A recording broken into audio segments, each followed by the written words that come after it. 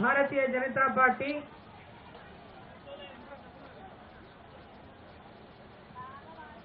అసెంబ్లీలో ప్రతిపక్ష నాయకుడిగా ఉన్నటువంటి మహేశ్వర్ రెడ్డి గారి యొక్క ఫ్లోర్ లీడర్ ఆధ్వర్యంలో భారతీయ జనతా పార్టీ శాసనసభ్యులు, పార్లమెంటు సభ్యులు, భారతీయ జనతా పార్టీ వివిధ హోదాలో ఉన్నటువంటి నాయకులు చేపట్టినటువంటి యొక్క రైతు హామీలపైన ఈ ప్రభుత్వం హామీలను నెరవేర్చకుండా రైతులని మోసం చేస్తున్నటువంటి తీరుపై ఈరోజు చేపట్టినటువంటి యొక్క దీక్షకు నేతృత్వం వహిస్తున్నటువంటి నిర్మల్ శాసనసభ్యులు మహేశ్వర్ రెడ్డి గారు, అదేవిధంగా శాసనసభ్యులు రామారావు పాటిల్ గారు, అదేవిధంగా సూర్యనారాయణ గుప్తా గారు, హరీష్ గారు, పార్లమెంటు సభ్యులు కొండా విశ్వేశ్వరరెడ్డి గారు, ఈటెల రాజేందర్ గారు, అదేవిధంగా వేదిక మీద ఉన్నటువంటి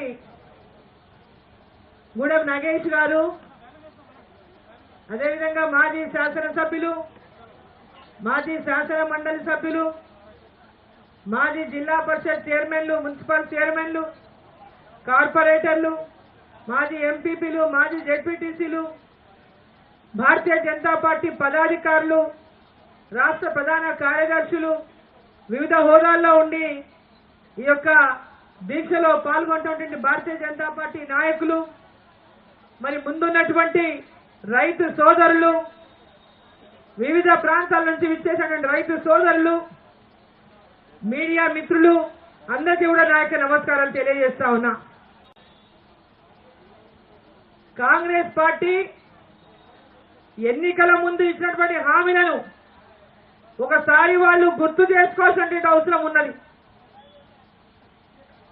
ఎన్నికలకు ముందు వాళ్ళు ఎక్కడ ఎలాంటి హామీలు ఇచ్చినా ఏ నిబంధనలు లేకుండా హామీలను అమలు చేస్తామని ప్రతి ఒక్క డిక్లరేషన్ లో వాళ్ళు మాట్లాడినటువంటి మాటలు, రైతుల డిక్లరేషన్ కానీ, మహిళల డిక్లరేషన్ కానీ, బీసీల డిక్లరేషన్లు కానీ, ఎస్సీల డిక్లరేషన్లు కానీ, ఎలాంటి డిక్లరేషన్లలో వాళ్ళు సమావేశాలు ఏర్పాటు చేసిన సభలలో అన్ని కూడా నిబంధన అనేది లేకుండా ప్రతి ఒక్కరు కూడా ఈ పథకాలు అమలు చేస్తామని అనేక హామీలు గుప్పించింది ఆనాడు ఎన్నికలకు ముందు.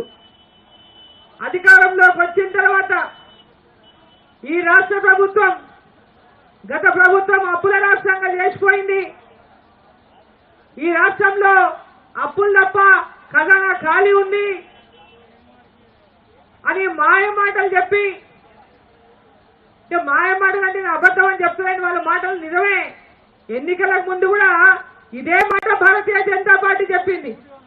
ఈ రాష్ట్రాన్ని అప్పుల పాలు చేసిండు కేసీఆర్. మరి మీరు చెప్తున్నటువంటి హామీలని అబద్ధపు హామీలు మీరు ఏ విధంగా నెరవేరుస్తాయి? అప్పుల రాష్ట్రంలో మీరు అప్పుల రాష్ట్రం అంటున్నారు. మరి రాష్ట్ర ఖజానా వచ్చిన ఖజానా అంతా అప్పుల ఖజానా సరిపోతుంది. మీరు రైతాంగాన్ని మోసం చేస్తున్నారు. మీరు 2 లక్షల రుణమాఫీ ఏదైతే ప్రకటించిందో మీరు బ్యాంకులలో పోయి అప్పులు తెచ్చుకోండి, మేము వచ్చినాక మాఫీ చేస్తామన్నటువంటి మాట చెప్పిండు ఆనాడు ఈనాడున్న ముఖ్యమంత్రి, ఆనాటి పిసిసి రేవంత్ రెడ్డి గారు. మరి ఈ రోజు నిబంధనలు ఎందుకు పెడతా ఉన్నారు? ఆ రోజు మీరు చెప్పిండ్రు 40,000 కోట్ల నుంచి 43,000 కోట్లు కావాలా ఈ 2 లక్షల రుణమాఫీ చేయడానికని. ఈ రోజు అది 15,000 కోట్లకే ఎట్లా పరిమితమైంది? 15,000 కోట్లలో మీరు ఇచ్చింది కేవలం 13,000 కోట్ల ఇంతవరకు. ఇంకా మేము కొంత 70% అయిపోయింది, 80% అయిపోయింది, 20% ఇస్తే అయిపోతున్నటువంటి అబద్ధం మాటలు చెప్తున్నారు. రోజు బ్యానర్ ఐటమ్ రాపించుకున్నారు, రుణమాఫీ అయిపోయింది, రుణమాఫీ అయిపోయింది, కేవలం కొద్ది మంది మాత్రమే మిగిలినారని.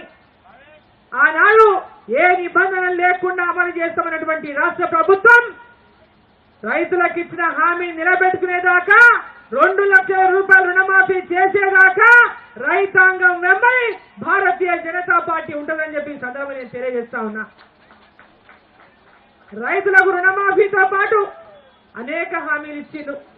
రైతులకు అంతకుముందు ఉన్నటువంటి బీఆర్ఎస్ ప్రభుత్వం రైతు బంధు అంటే వీళ్ళు రైతు భరోసా వాళ్ళు 10,000 ఇచ్చిండు, మేము 15,000 ఇస్తామని చెప్పారు. 15,000 ఇస్తామని చెప్పి 2 లక్షల రుణమాఫీ అంటే రైతులు మోసపోయి ఈ ప్రభుత్వం వస్తే మాకేమో ఇంకా ఎక్కువ ఆదాయం ఇంకా లాభం చేసేటటువంటి ఆశయంతోన ఆకాంక్షతోన ఓట్లేసి కాంగ్రెస్ ప్రభుత్వాన్ని తీసుకొస్తే ఈరోజు కాంగ్రెస్ ప్రభుత్వం అన్ని రకాల రైతులను ఇప్పటిదాకా రైతు భరోసా కింద 1 రూపాయి కూడా ఇవ్వనటువంటి దుస్థితి ఈ రాష్ట్రంలో నెలకొనాలంటే ఈ రాష్ట్ర ప్రభుత్వం ఈ కాంగ్రెస్ ప్రభుత్వం చెప్పిన ప్రతి మాట రైతులను మోసం చేసినట్లా కాదని ఒకసారి ఆలోచించుకోవాలని చెప్పి ఈ సందర్భంగా నేను తెలియజేస్తా ఉన్నా. ప్రతిపక్షాలు మా మీద విమర్శిస్తున్నాయి. ఇంకొక నాయకుడు చెప్తాడు అక్కడ భారతీయ జనతా పార్టీ ఎక్కడైనా రుణమాఫీ చేసిందే అని. భారతీయ జనతా పార్టీ ఎక్కడ ఏ హామీ ఇచ్చిందో ఆ హామీని నిలబెట్టుకున్నది. ఇచ్చిన ప్రతి మాటను నిలబెట్టుకున్నటువంటి పార్టీ భారతీయ జనతా పార్టీ అని చెప్పి నేను తెలియజేస్తా ఉన్నా. ఇక్కడ హామీ ఇచ్చింది మీరు, 2 లక్షల రూపాయలు రుణమాఫీ చేస్తామన్నది మీరు. చేయాల్సిన బాధ్యత కాంగ్రెస్ పార్టీ పైన ఉన్నది. మమ్మల్ని విమర్శించేటటువంటి హక్కు కాంగ్రెస్ పార్టీకి లేదని చెప్పి ఈ సందర్భంగా నేను తెలియజేస్తా ఉన్నా. ఈ రోజు హామీలు మీరిస్తారు, ఆడ భారతీయ జనతా పార్టీ ఇచ్చిందా, ఈడ భారతీయ జనతా పార్టీ ఇచ్చిందా, ఆ ప్రభుత్వంలో ఇచ్చిందా? ఈడ మీరు హామీ ఇచ్చినందుకు ప్రజల తరఫున అడిగే హక్కు మాకున్నదని చెప్పి ఈ సందర్భంగా ఇక్కడ తెలియజేస్తా ఉన్నా. ప్రజలకు మాట ఇచ్చి మోసం చేస్తా ఉంటే చూసుకుంటామంటే చూసుకుంటూ ఉండను భారతీయ జనతా పార్టీ అని నేను తెలియజేస్తా ఉన్నా. ఎక్కడ మీ రైతు భరోసా? ఎందుకు ఇప్పటిదాకా రైతు భరోసా అందియలేదు? 15,000 అని చెప్పినారు కదా, మరి ఇప్పటిదాకా 7,500 ఈ పంటకు ఒక్కొక్క ఎకరాకు రైతుకు అందజేయారు. ఎంతమంది రైతులకు మీరు అందజేశారని చెప్పి నేను ప్రశ్నిస్తా ఉన్నా. రైతు కూలీలకు కూడా 12,000 రూపాయలు ఇస్తామన్నారు. కౌలు రైతులకు కూడా రైతు భరోసా ఇస్తామన్నారు. ఎక్కడ మీ రైతు భరోసా? రైతులకు ఎక్కడా? కౌలు రైతులకు ఎక్కడా? రైతు కూలీలకు ఎక్కడా అని చెప్పి నేను ప్రశ్నిస్తా ఉన్నా. దీనికి జవాబు చెప్పండి. ఆ రాష్ట్రంలో ఇస్తున్నారా, ఈ రాష్ట్రంలో ఇస్తున్నారా? అక్కడ ప్రభుత్వాలు ఏ హామీని ప్రజలకు ఇచ్చినాయో ఆ హామీని నిలబెట్టుకుంటా ఉంది భారతీయ జనతా పార్టీ ప్రభుత్వం ఆయా రాష్ట్రాల్లో. ఈడ మీరు హామీ ఇచ్చిండు, మీరు ఇచ్చిన హామీకి మీరు కట్టుబడి మాట్లాడండి. చేత కాకుంటే మిమ్మల్ని మేము మోసం చేసాము, మేము ఇయ్యలేకపోతున్నామని ముక్కు మీద నేలకు రాసి క్షమించమని ప్రజలను అడగండి. అంతేగాని ఈడ మీరు ఇచ్చిన హామీలు భారతీయ జనతా పార్టీ ఇచ్చడానికి కాదు. ఈరోజు రైతులను ఒక పక్క మోసం చేసి ఇంకో పక్క ఏమంటారు, బ్యాంకులలో వడ్డీ లేని రుణాలు 3 లక్షల రూపాయలు ఇస్తామన్నారు. వడ్డీ లేని రుణాలు 3 లక్షల రూపాయలు ఇస్తామన్నారు. మరి ఎక్కడ ఎంతమంది రైతులకు ఇచ్చారని చెప్పి నేను ప్రశ్నిస్తా ఉన్నా. యాదవులకు గొల్ల కురుమలకు 2 లక్షల రూపాయలు డైరెక్ట్ బ్యాంక్ ట్రాన్స్ఫర్ చేస్తామని చెప్పారు. ఎంతమంది గొల్ల కురుమలకు చేసిందని చెప్పి ప్రశ్నిస్తా ఉన్నా. గొల్ల కురుమలకు ఎంతమందికి వాళ్లకు గొర్రెలు కొనుక్కోవడానికి ఎంతమందికి 2 లక్షల రూపాయలు మీరు ట్రాన్స్ఫర్ చేసిందని చెప్పి అడుగుతా ఉన్నా. వాళ్ళ ఖాతాలకి ఇచ్చిన ప్రతి హామీ మోసమే, ప్రతి హామీ ద్రోహమే. మళ్ళీ పైనుంచి రోజుకొక మాయ మాటలు చెప్పుకుంటూ ప్రజల్ని మోసం చేయడానికే మాట్లాడుతున్నటువంటి కాంగ్రెస్ పార్టీ నాయకులు ఒకసారి మీరు ఇచ్చినటువంటి హామీలను నిలబెట్టుకునే దిశగా మీరు ప్రయాణం చేయండి. అంతే తప్ప మిమ్మల్ని విమర్శించకూడదు. మీరు 5 ఏళ్ల దాకా కూడా మీరు ఏమి ఇవ్వకుండా మిమ్మల్ని ఎవరు అడగకూడదు, మిమ్మల్ని ప్రశ్నించకూడదు. కేసీఆర్ కంటే కూడా ఎక్కువ నియంత్ర ప్రభుత్వం మేము ఇలా తెలంగాణ ప్రభుత్వంలో చూపించదలుచుకున్నాము. మా నియంతృత్వ కేసీఆర్ కంటే మించిన ఈ రోజు కక్ష సాధింపులు ఈ రోజు ఈ కాంగ్రెస్ పార్టీ చేస్తా ఉంది. అయ్యా మీరు ఇచ్చిన హామీలు మహిళలకు ఇచ్చిన 2,500 ప్రతి కుటుంబంలో 2,500 మహిళలకు ఇస్తామన్నారు. ఎక్కడ ఇచ్చింది? ఏ ఒక్క మహిళ కన్నా ఇచ్చిన రాష్ట్రంలో? మీరు చదువుకున్నటువంటి పిల్లలకు నిరుద్యోగులకు నెలకు 4,000 రూపాయలు నిరుద్యోగ భృతిస్తామన్నారు. ఎక్కడైనా ఏ పిల్లగానికైనా ఏ నిరుద్యోగికైనా 4,000 రూపాయల నిరుద్యోగ భృతి ఇప్పటిదాకా మీరు ఇచ్చినారా ఒక్కరికైనా? మరి ఈరోజు చదువుకున్నటువంటి అమ్మాయిలకి డిగ్రీ చేస్తున్నటువంటి అమ్మాయిలు కానీ ఆ పై చదువుతున్న అమ్మాయిలు కానీ 18 ఏళ్లు దాటిన ప్రతి గర్ల్ చైల్డ్ అంటే చదువుకుంటున్నటువంటి అమ్మాయిలకు ఎలక్ట్రిక్ స్కూటర్లు ఇస్తామని చెప్తున్నారు. స్కూటీలు మరి ఎంతమంది అమ్మాయిలకు ఇచ్చిందని చెప్పి అడుగుతా ఉన్నా. ఎక్కడెక్కడ ఇచ్చిందని చెప్పి అడుగుతా ఉన్నా. ఇవన్నీ మీరు ఇచ్చిన హామీలే. డిసెంబర్ 9 సోనియమ్మ పుట్టినరోజు నాడు ఇవన్నీ కూడా అమలు చేస్తాం, ప్రమాణ స్వీకారం చేసిన వెంబడే అని చెప్పినటువంటి నాయకులు మీరు. దాని గురించి జవాబు చెప్పండి. ఈరోజు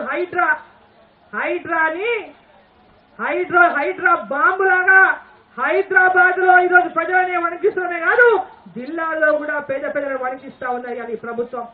హైడ్రా అసలు ఎందుకు వచ్చింది? ఎందుకు హైడ్రా వచ్చింది? ఈరోజు హైకోర్టు కూడా మొట్టికాయలేసింది. హైకోర్టు కూడా మొట్టికాయలేసింది ప్రభుత్వాన్ని, వాళ్ళ హైడ్రా ఆఫీసర్ని. హాలిడేస్ అప్పుడు మీరు నోటీసులు ఇస్తారు అంటే వాళ్ళ కోర్టు కూడా పోకుండా, సమయం ఇవ్వకుండా నిట్ట నిలువున వాళ్ళ ఇళ్ళని కూల్ చేస్తారు, వాళ్ళని రోడ్డు పాలు చేస్తారు. ఈరోజు వాళ్ళు పెడుతున్నటువంటి శాపాలు, ఆ యొక్క ఇల్లు గూడు కోల్పోయి పైన నెత్తి మీద నీడ కోల్పోయి వాళ్ళు ఏడుస్తున్నటువంటి ఏడ్పులు చూస్తుంటే మీకు కనికరం కలుగుతలేదా? మీకు బాధ కలుగుతలేదా? మీ కుటుంబాలు లేవా? మీవి కుటుంబాలు కావా? ఎంతో జీవితంలో రూపాయి జమ చేసి మధ్యతరగతి కుటుంబీకులు కానీ, ఇంకా మధ్యతరగతి దిగువతున్న కుటుంబాలు కానీ అక్కడ ఇక్కడ ఏదో రూపాయి జమ చేసి కట్టుకున్నటువంటి ఇళ్ళని గతంలో మీరే పర్మిషన్లు ఇచ్చి, మీరే అనుమతులు ఇచ్చి 2014 కంటే ముందున్నటువంటి ప్రభుత్వం ఎవరిది? మరి ఆ రోజు ఎందుకు అనుమతులు ఇచ్చినారు? ఈ రోజు అనుమతులు అవి ఆ రోజు ఇచ్చిన అనుమతులు చెల్లవని, ఆ రోజున అధికారులు అవినీతి పరులని, అవినీతి చేసి పర్మిషన్లు ఇచ్చిందని మరి మీరే నిర్ణయిస్తే ఒక ప్రభుత్వం అనుమతులు ఇస్తుంది, ఇంకో ప్రభుత్వం వచ్చి కూలగొడుతుంది. అంటే కూలగొట్టదికనే ఈ రాష్ట్రంలో ఇందిరమ్మ రాజ్యాన్ని తీసుకొచ్చిందని చెప్పి నేను ప్రశ్నిస్తా ఉన్నా. ఇండ్లు కూలగొట్టే రాజ్యమేనా ఇందిరమ్మ రాజ్యం? ఇండ్లు గుల్లగొట్టడానికైనా ఇందిరమ్మ రాజ్యం తీసుకొచ్చింది మీకు. ఇందిరమ్మ రాజ్యం అని అబద్ధాలు మోసం చేసి ప్రజలను తెలంగాణలో అధికారంలోకి వచ్చింది కాంగ్రెస్ పార్టీ. ఆ పేరు చెప్పుకునే కదా ఈరోజు పేదలకు ఇల్లు కట్టియమంటే ఇప్పటిదాకా వాళ్ళు ఒక ఇల్లు అడిగలే. ప్రధానమంత్రి ఆవాస్ యోజన కింద ఇచ్చినటువంటి ఇళ్ళని పెద్ద ఎత్తున గ్రామీణ ప్రాంతాలు ఇల్లు లేనటువంటి వాళ్లకు ఎంబడే మరి ఇళ్ళని ఇవ్వాల్సినటువంటి ప్రభుత్వం ఎక్కడ కూడా ఇళ్ళని ఇవ్వకపోగా ఉన్న ఇళ్లను కూలగొట్టేటటువంటి పని చేస్తా ఉంటే ఈ ప్రభుత్వం ఎందుకు వచ్చిందా అని పేదవాళ్ళంతా ఎందుకోసమేనా మేము ఓట్లేసి చెప్పి ఈరోజు గుండెలు బాదుకుంటుంటే మీకు నిద్ర ఎట్లా పడతా ఉందని చెప్పి నేను ప్రశ్నిస్తా ఉన్నా. నిన్న ఇల్లు కూలగొట్టేటువంటి వాళ్ళ మాటలు వింటుంటే, ఆ తిట్లు వింటుంటే, అటువంటి తిట్లు ఎప్పుడు ఏ ముఖ్యమంత్రినైనా ఎవరైనా అటువంటి తిట్లు తిన్నారా, తిట్టినా అని చెప్పి ఒకసారి గుర్తు చేసుకోవాల్సినటువంటి అవసరం ఉంది. ఎంత కడుపులో మంట ఉంటే, ఎంత బాధ ఉంటే, ఎంత వాళ్ళ యొక్క కసి ఉంటే, ఎంత బాధ ఉంటే, ఎంత ఆవేదన ఉంటే వాళ్ళ మాటలు మాట్లాడిన ఒకసారి ఈ రాష్ట్ర ప్రభుత్వానికి, రాష్ట్ర ముఖ్యమంత్రికి ఇదంతా సోయి ఉండాలని చెప్పి సందర్భంగా నేను తెలియజేస్తా ఉన్నా. మీకు కక్ష ఉంటే మీ కక్ష ఎవరి మీద ఉందో వాళ్ళ మీద కక్ష తీర్చుకోండి. మీ సమానంగా మీ సరాసరి ఉన్నతో కక్షలు తీర్చుకోండి. కానీ సామాన్య ప్రజల మీద కాదు మీరు తీసుకోవాల్సింది. వాళ్ళ మీద కక్ష తీసుకోవడానికి సామాన్య ప్రజల్ని పరంగా పెట్టొద్దని చెప్పి సందర్భంగా నేను తెలియజేస్తా ఉన్నా. కక్ష తీసుకోనికి హైడ్రా వచ్చిందా? దేనికోసం హైడ్రా వచ్చింది? పెద్ద ఎత్తున ఢిల్లీకి నోట్లు పంపడానికి హైడ్రా వచ్చిందా? దేనికోసం హైడ్రా వచ్చింది? సామాన్యుల కుటుంబాలు కూలగొట్టడానికి హైడ్రా వచ్చిందా? దేనికోసం హైడ్రా వచ్చింది? ఈరోజు ఒకసారి ఆలోచించుకోవాల్సినటువంటి అవసరం ఉందని చెప్పి తెలియజేస్తా ఉన్నా. ఇంత పెద్ద నిర్ణయం తీసుకునే ముందు అన్ని పక్షాలను పిలిచి అఖిలపక్షం భేటీ చేసి దీని మీద ఏ విధంగా ముందుకు పోవాలన్న ఆలోచన కూడా లేకుండా కేవలం కొన్ని కక్షలు కార్పణ్యాలు తీసుకోవడానికి ఎవరి మీదనో వాటిని ప్రయోగించడానికి ఇంకెవరినో బలిపరిశీలన చేస్తా ఉంటే చూస్తూ ఊరుకోదు భారతీయ జనతా పార్టీ అని చెప్పి సందర్భంగా నేను తెలియజేస్తా ఉన్నా. రైతాంగానికి ఇచ్చిన ప్రతి హామీని నిలబెట్టుకోండి, పేద ప్రజలకు ఇచ్చిన ప్రతి హామీని నిలబెట్టుకోండి. అభివృద్ధి విషయంలో ఈ రోజు కేంద్ర ప్రభుత్వం ఈ రాష్ట్రానికి అన్ని రకాలుగా ఏదైతే గతంలో సహకారం చేసిందో అదే విధంగా సహకారం అందిస్తా ఉంది. సెంటిమెంట్ రెచ్చగొట్టి కేంద్ర ప్రభుత్వం మీద ఇష్టం వచ్చినట్టు మాట్లాడి ఇష్టం వచ్చినట్టు వ్యవహారం చేస్తామంటే చూసుకుంటూ ఊరుకోదు భారతీయ జనతా పార్టీ అని చెప్పి హెచ్చరిస్తా ఉన్నా.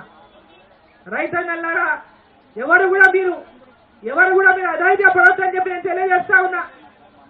ఎంతో మంది రైతులు ఆత్మహత్యల పాలైనారు ఈ అప్పులు తీసుకోలేక.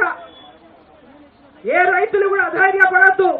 భారతీయ జనతా పార్టీ మీకు అండగా ఉంది, అండగా ఉంటుందని చెప్పి సందర్భంగా తెలియజేసుకుంటూ ప్రతి ఒక్క రైతుకు ఇచ్చిన ప్రతి హామీని నిలబెట్టుకునేదాకా భారతీయ జనతా పార్టీ పోరాటాన్ని ఆపదని ఈ మీడియా ద్వారా ఈ రాష్ట్ర ప్రభుత్వానికి తెలియజేస్తూ, మీడియా మిత్రులకు మరి వచ్చినటువంటి రైతన్నలకు ప్రతి ఒక్కరికి పేరు పేరున ధన్యవాదాలు తెలియజేస్తూ భారత్ మాతాకి, భారత్ మాతాకి.